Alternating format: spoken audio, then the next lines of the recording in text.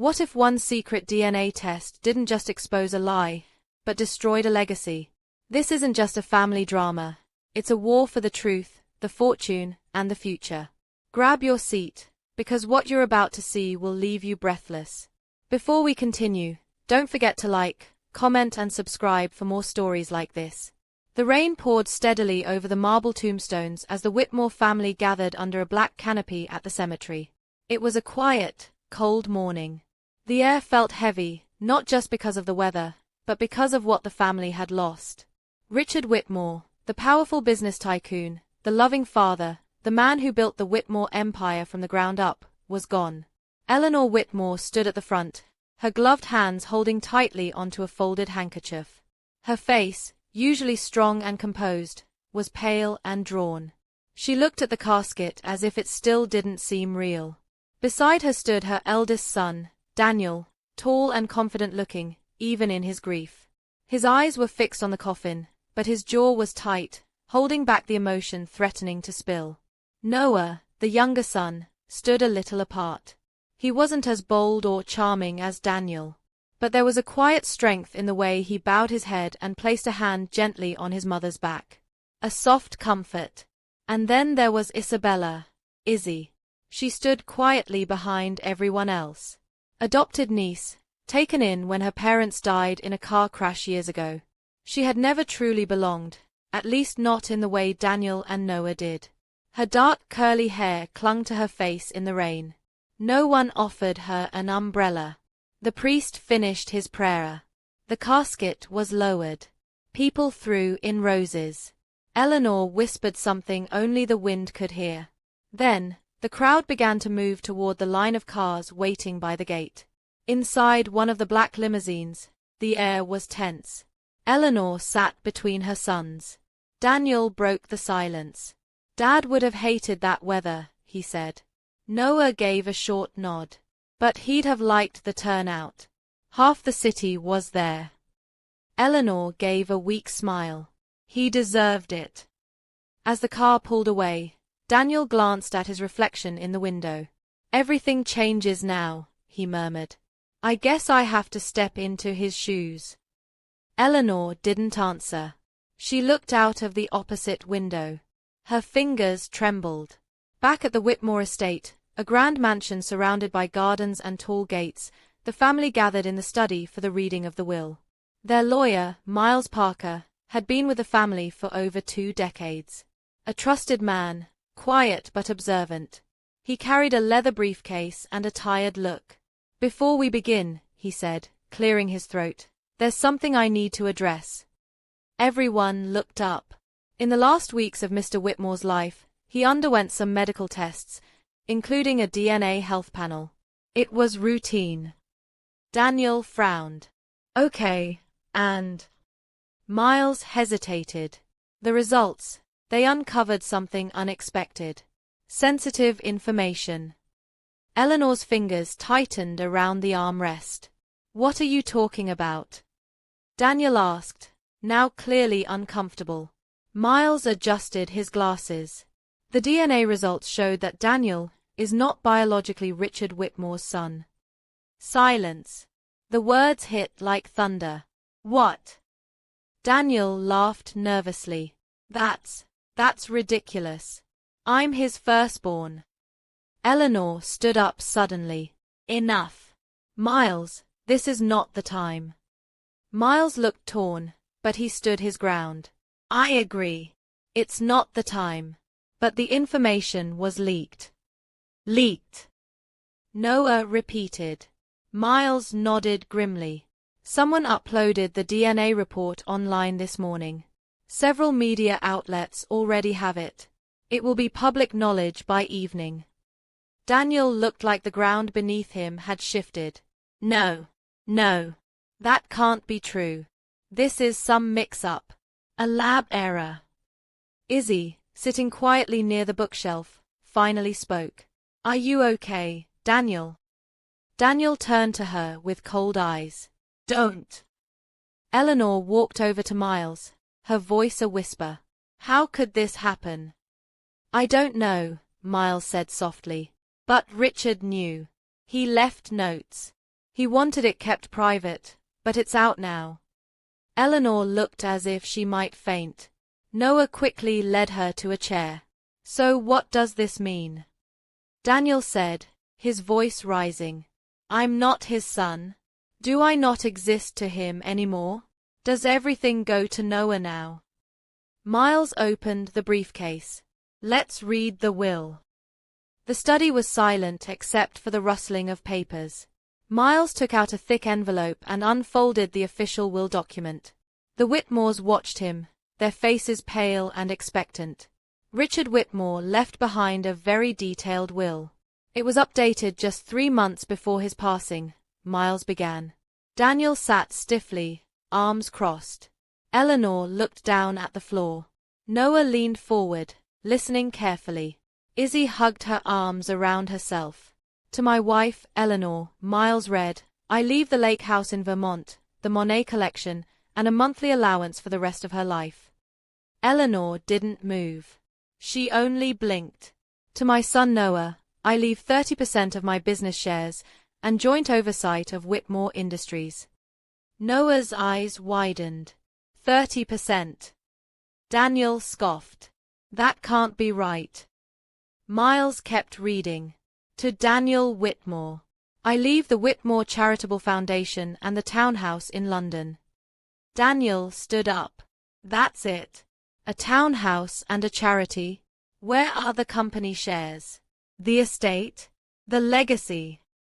Please, Daniel, Eleanor said, trying to calm him.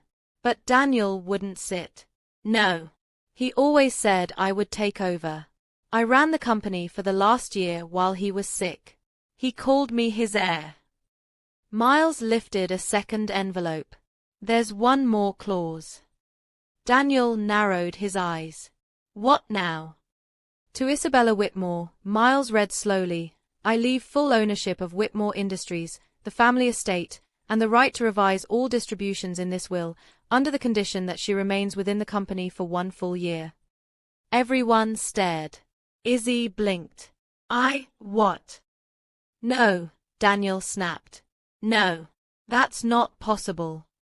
Eleanor covered her mouth with her hand. Noah spoke first. Dad left her the company. Daniel laughed angrily. She's not even blood. Izzy's voice trembled. Neither are you.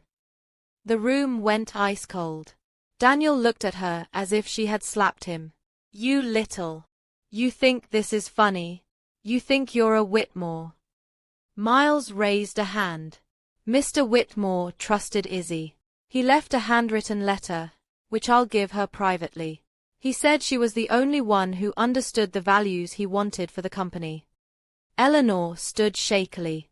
I need air. She walked out quickly, holding her chest. Noah walked over to Izzy. Did you know any of this? She shook her head. No. I didn't even think he remembered me half the time. Daniel pointed a shaking finger at Miles. This is a setup. You and Dad planned this to humiliate me. Miles sighed. I wish this day had gone differently, but everything you heard is real. Izzy got up slowly. I don't want to take anything from anyone. Daniel glared at her. Then walk away. Now.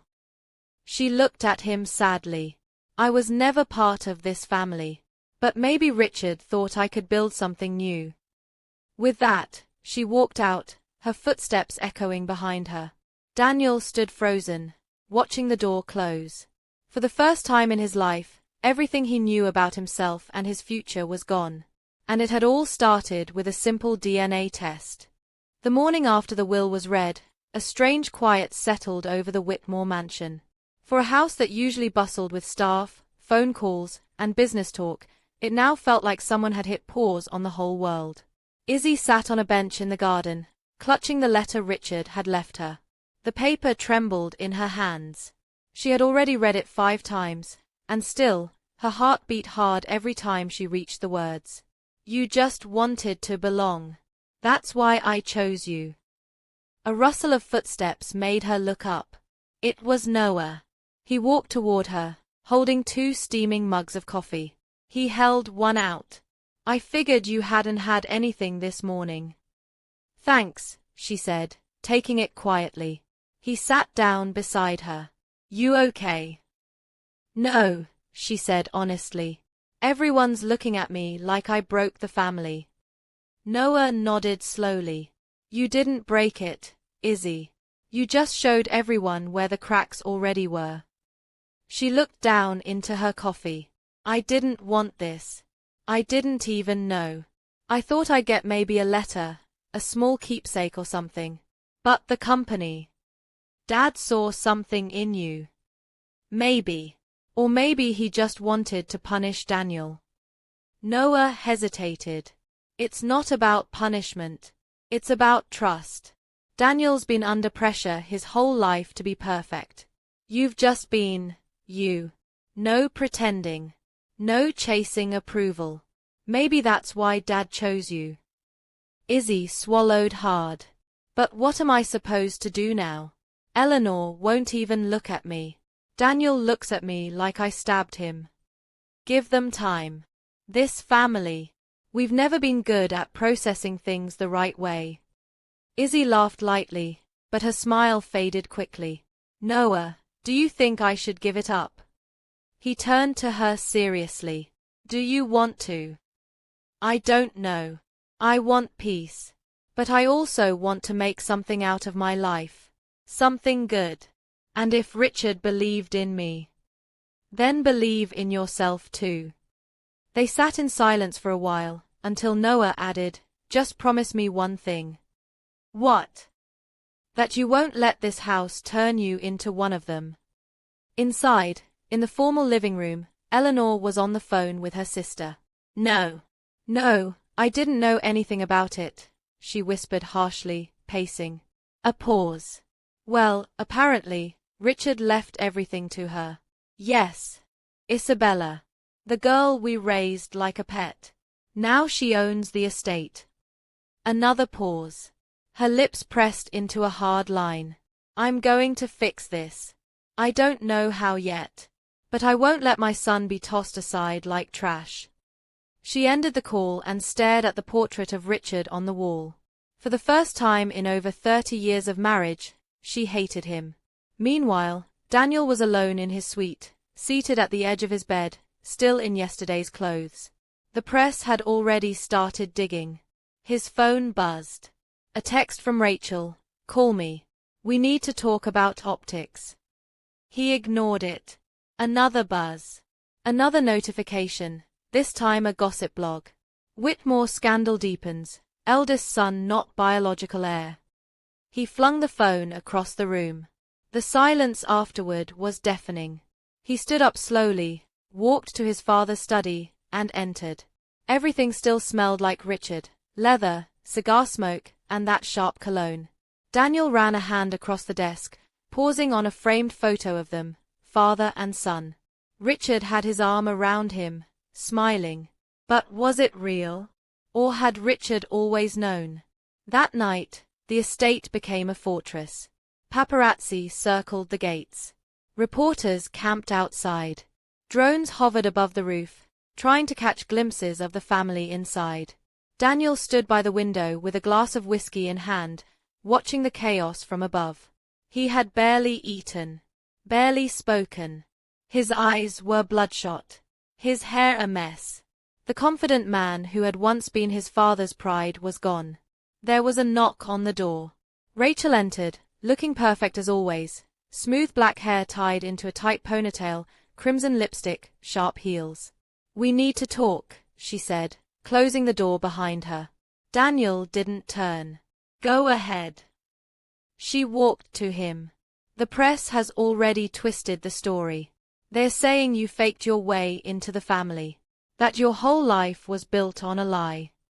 Maybe it was. I have a plan, Rachel said, ignoring his tone. We go public. We issue a statement. You emphasize how you stood by Richard through his illness. How you ran the company in his absence. How you were blindsided by the will. Daniel sighed. So I play the victim. She crossed her arms. You are the victim. That girl stole your future. She didn't steal anything. Richard gave it to her. Rachel's eyes flashed. Because he went soft. Or maybe she manipulated him. Daniel turned.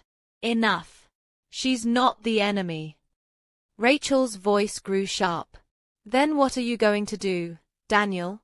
Sit here drinking until she walks into your boardroom and takes your chair. Daniel looked at her. Maybe that's what I deserve. She stared at him, stunned. You're giving up. He downed the rest of his whiskey. I'm tired, Rach. I don't even know who I am anymore. You're Daniel Whitmore, she said firmly. The man who was supposed to take over one of the most powerful companies in the country. You're not going to let it all go without a fight. Daniel moved past her. Thanks for the pep talk. You can let yourself out. Rachel didn't move. Her voice dropped. If you won't fight for your legacy, then I will. He didn't respond. As she walked out, she pulled out her phone and started dialing. Downstairs, Izzy sat with Miles in the study. I don't want to destroy the family, she told him. I just want to do right by Richard. You are, Miles replied calmly. He made this choice knowing the consequences. Everyone hates me. Not everyone, he said, smiling kindly. Noah seems to understand. Izzy nodded slowly. But Daniel. Daniel needs time, Miles said. He's lost more than just an inheritance. He's lost his identity. I wish I could give it back to him, she whispered. Miles leaned forward. Izzy, you can't fix what Richard broke. But you can honor the man who trusted you. You can build something better. She looked at him. Do I really have to stay a full year to claim it? Miles nodded. That was his condition. Izzy exhaled. Then I'll do it. But I won't become what they are. I'll do this my way. Later that night, Daniel stood alone in the den. His glass was full again.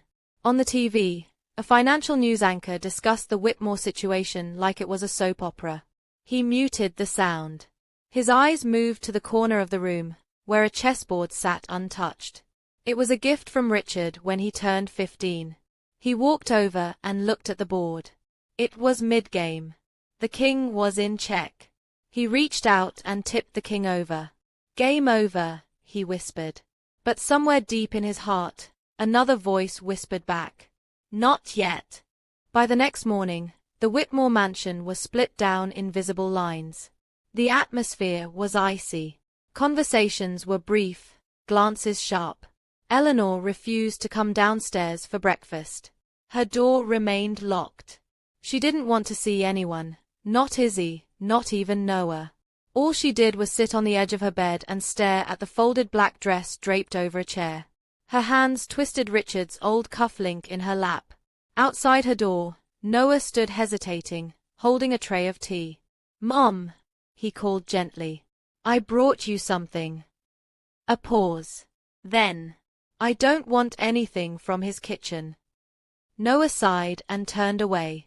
Downstairs in the drawing room, Izzy sat with Miles, going over documents. She still couldn't believe she was being asked to take over one of the most powerful corporations in the country. I'm just a literature graduate, she said. I've never even sat in a boardroom. But Richard trained you in his own way, Miles replied. Remember when he made you shadow him last summer? I thought it was just to keep me busy. Miles smiled. He was testing you, and you passed. Izzy swallowed hard. What happens if I mess this up? Then you mess up. But at least you'll do it on your own terms. The door opened. Daniel walked in. The temperature dropped. He didn't look at Izzy. His eyes were on Miles. I want a copy of the full will, all documents, and the handwritten letter. Miles nodded calmly. Of course. I'll prepare everything. Daniel turned to leave, but Izzy stood up. Daniel, wait. He froze. I didn't ask for any of this, she said softly. He turned slowly, eyes dark. But you're not giving it back, are you? She didn't answer. That's what I thought, he said, and walked out. Later that afternoon, Rachel returned to the estate, uninvited. She found Daniel in the wine cellar. I spoke to 2 lawyers, she said briskly. There's a possible loophole in the clause about the 1-year requirement. If Izzy violates any ethical standard as CEO, the will can be challenged. Daniel leaned against a shelf of bottles. You want me to find dirt on her? Rachel crossed her arms. Do you want your company back or not? He shook his head. She's not corrupt. She doesn't have a mean bone in her body. Rachel stepped closer. That's exactly why she's weak. You can't run Whitmore Industries on kindness. You need power. Daniel looked at her. Maybe that's why Richard didn't pick me. Rachel's lips parted slightly, surprised. You think this was about you? He nodded slowly. Maybe it was. She touched his arm. You don't need his name to become powerful again. But you do need to stop waiting for people to hand things back. Daniel stared at the floor. I don't know who I am anymore. Rachel's voice dropped. Then let's find out. Together. 3 days later, Izzy stood in the towering glass building that housed Whitmore Industries. Her first day as CEO. She wore a sleek navy suit, her hair pinned into a low twist. But inside, she was shaking. Noah walked beside her through the lobby. Ready? He asked. No. He smiled. Perfect. That's how all great leaders start. The elevator doors opened. They stepped into the top floor, the executive suite. A group of board members was already seated around the long table. Mostly older men. Gray suits. Stern eyes. She could feel the skepticism in the air. One man, Mr. Everett, stood as she entered. Miss Whitmore. Or do you prefer Isabella?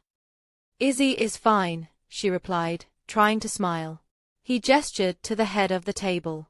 Please. Take your seat. She walked to the front.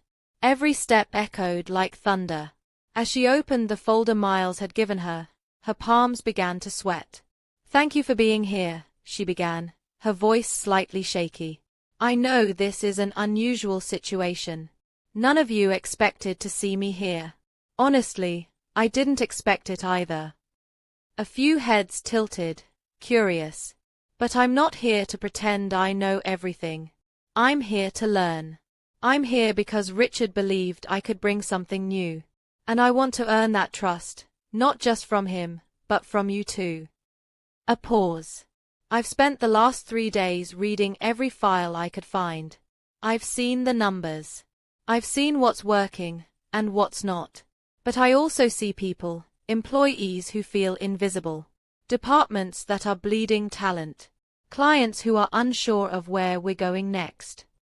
One man raised an eyebrow. Izzy continued, gaining confidence. So I won't sit here and tell you I have all the answers. But I will promise transparency, collaboration, and integrity. The room was silent. Then Mr. Everett spoke. Courageous speech. We'll give you a quarter. Show us results by then. Izzy exhaled softly. Thank you. As the meeting ended and the board filed out, Noah walked over, grinning. You didn't faint. That's a win. Izzy laughed. Barely. He handed her a small silver pin. CEO badge. Dad's. He wore it to his first shareholder meeting. Izzy looked at it, her voice cracking. Thank you. Noah nodded. Make him proud. But make it your own way. And for the first time, she believed maybe, just maybe, she could. Late one night, Izzy wandered through the halls of the Whitmore estate, unable to sleep. The old house whispered with creaks and distant echoes. Her mind was spinning with numbers, meeting notes, and the pressure of proving herself. She passed Richard's study. The door was ajar. On impulse, she pushed it open and walked in. His scent still lingered. She sat behind his desk, ran her hand over the smooth oak surface, and stared at a photograph of Richard and young Daniel on a fishing trip. "He loved you," she whispered into the stillness. Suddenly, a knock on the door startled her. It was Noah. "Couldn't sleep?" he asked. "No." He walked in, holding a small flashlight. "Want to see something?" "Where?" He tilted his head. "The attic.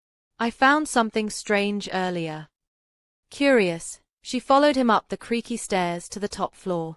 Dust hung in the air like forgotten memories. Cobwebs decorated the wooden beams. Noah led her to an old trunk in the corner. "I opened this last night," he said. "It has stuff from when we were kids.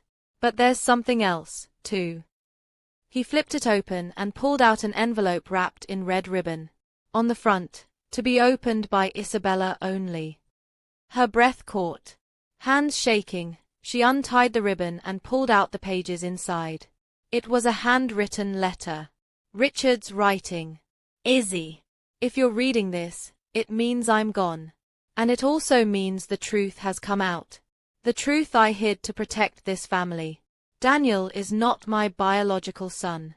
But I raised him like one. He was the image of strength I thought the company needed. But you were my second chance. I watched you grow, and you reminded me of something I forgot: compassion, kindness, real leadership.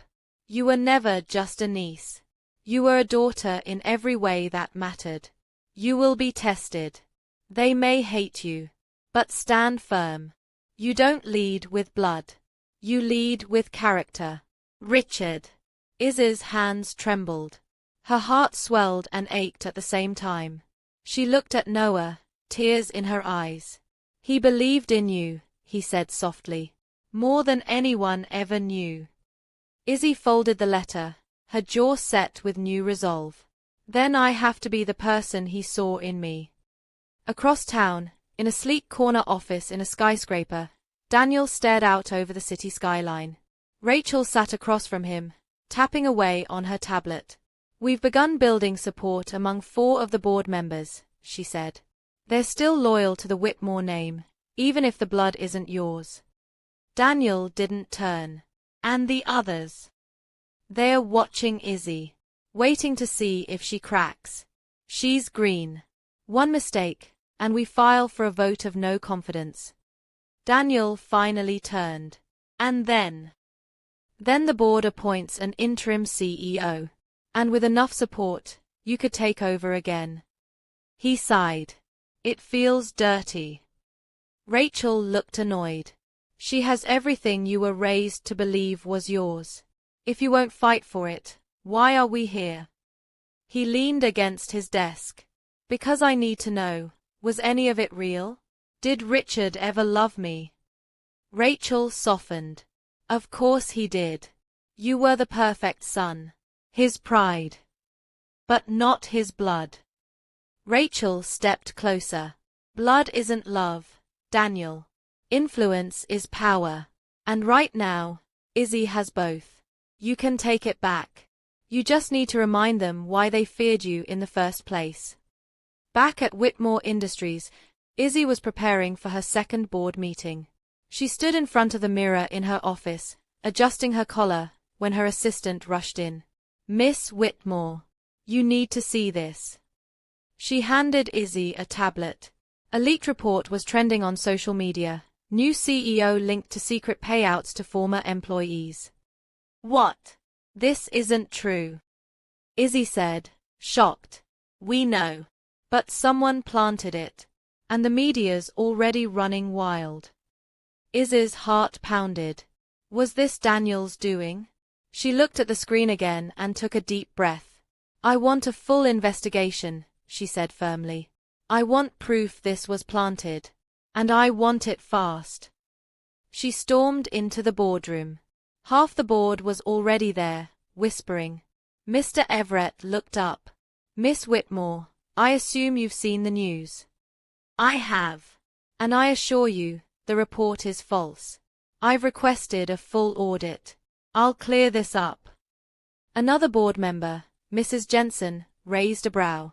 Perception is everything, Isabella. If the press smells blood. I'm not here to play defense, Izzy cut in. I'm here to lead. And if someone's trying to sabotage this company, then they're the threat, not me. There was a pause. Then Everett nodded slowly. We'll give you a week. 1 week to prove your name is clean. Izzy exhaled. That's all I need. As the meeting ended, she stepped out into the hallway and pulled out her phone. She dialed Noah. They're coming for me, she said. I'll stand with you, he replied. Whatever happens, you're not alone. Izzy looked out over the city skyline from the 40th floor. She was no longer the quiet girl in the back of the funeral crowd. She was the CEO now, and the fight for Whitmore had truly begun. The days that followed were a whirlwind of firestorms for Izzy. The press continued hammering her with scandal. Former employees were mysteriously giving interviews about under-the-table settlements, none of which had evidence, but the damage was being done anyway. Her office was no longer a safe space. Whispers followed her down the halls. Even some of the staff that had once smiled politely now looked away when she passed. Still, Izzy showed up every single morning. She held meetings. She combed through budgets. She shook hands with clients who looked unsure whether to trust her. But the worst part was the silence from Eleanor and Daniel. They hadn't spoken to her in days. Then came Friday. She walked into the boardroom to find all 12 board members present.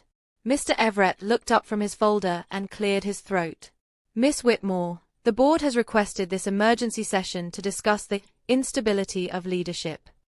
Izzy nodded, her face calm though her palms were sweating. I understand. But before we begin, I've brought something for you. She stepped to the front of the room, holding a folder. Her voice steady. I hired a private firm to trace the origins of the leaked report. As of this morning, they've confirmed with metadata and internal timestamps that the document was created on a private account linked to a consulting firm. That firm, Bloom and Crest, is registered under a name you might recognize, Rachel Sinclair. Gasps. Mrs. Jensen straightened in her chair. Are you saying Daniel Whitmore's partner planted the leak? Izzy nodded. All the evidence is here. I'm handing it over to legal. The smear campaign was fabricated. But I didn't come here to seek revenge. I came here to protect Whitmore Industries. Everett looked stunned. This changes everything. I'd like to formally request that the board put an end to this nonsense about my removal. We've wasted a week on lies. It's time to get back to work. The board fell into murmured discussion. After a long pause, Everett stood. We'll vote. All in favor of letting Miss Whitmore continue as CEO. One by one, hands rose. 10 out of 12. Izzy's heart jumped in her chest. Everett nodded. Motion passed. Miss Whitmore stays. She let out a breath and gave a nod. Thank you. As she exited the room, her assistant caught up with her, beaming. You did it. You actually did it. Izzy smiled, but her voice was low. This isn't the end. It's just the beginning. Elsewhere in the city, Daniel sat alone in the loft apartment Rachel had secured for him. The news was playing. Breaking. CEO Isabella Whitmore clears name. Whitmore Industries declares vote of confidence. He switched it off. Rachel entered moments later, throwing her purse on the couch. You didn't tell me you were going to plant that report, he said coldly. Rachel didn't flinch. You said you wanted to win. Not like this. She laughed bitterly. Daniel, this is war. You think Richard built that empire on honesty alone. I don't want to become the man he was at his worst. Rachel raised an eyebrow. Then you'll never win. Daniel stood up. I'm done, Rachel. With what? This. The games. The lies. I need to find out who I am without the Whitmore name. Rachel's voice turned cold. Then you're throwing everything away. He stepped closer. No. For once, I'm choosing myself. He walked past her, picked up his keys, and left.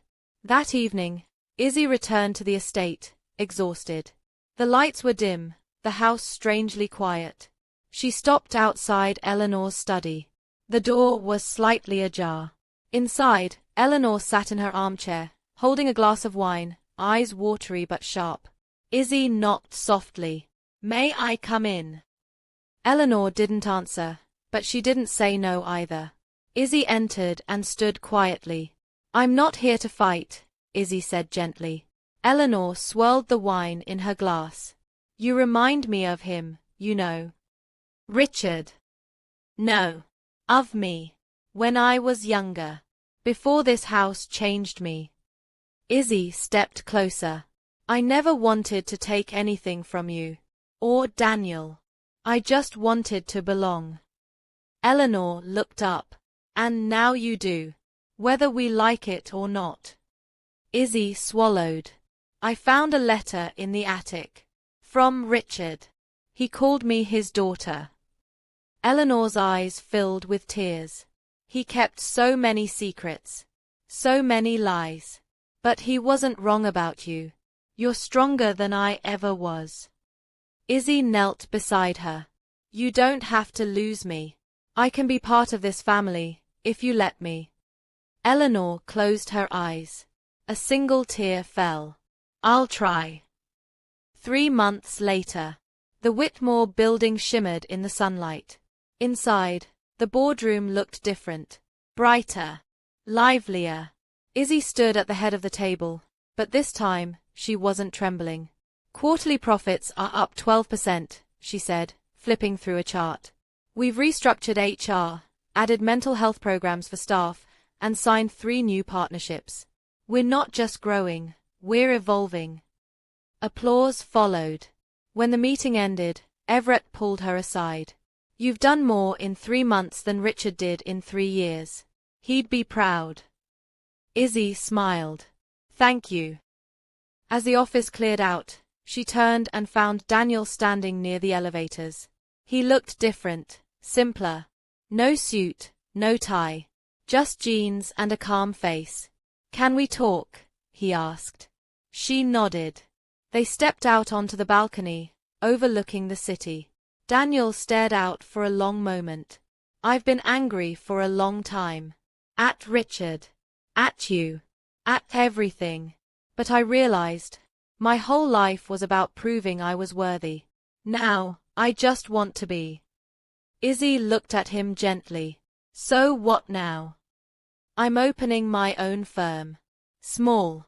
Independent. No more hiding behind a legacy." She smiled. "I think that's brave." He looked at her. "You've done well, Izzy. Better than I ever could have. Maybe blood doesn't matter as much as we thought. Maybe love matters more." He extended a hand. "Good luck, CEO." She shook it. "You too, Daniel." At the Whitmore estate, later that evening, the family sat around the dinner table for the first time in months. Eleanor passed the bread to Noah. Izzy poured water into glasses. No one shouted. No one cried. They simply talked. As the meal wound down, Noah raised a toast. To the new era of Whitmore. Led not by the strongest blood, but by the truest heart. They clinked glasses. And for the first time since Richard's death, the house felt like home again. If this story shook you like it did us, hit that like button, subscribe for more jaw-dropping tales, and share your thoughts in the comments. What would you do if a DNA test flipped your entire life upside down? White down pointing backhand index, your voice matters.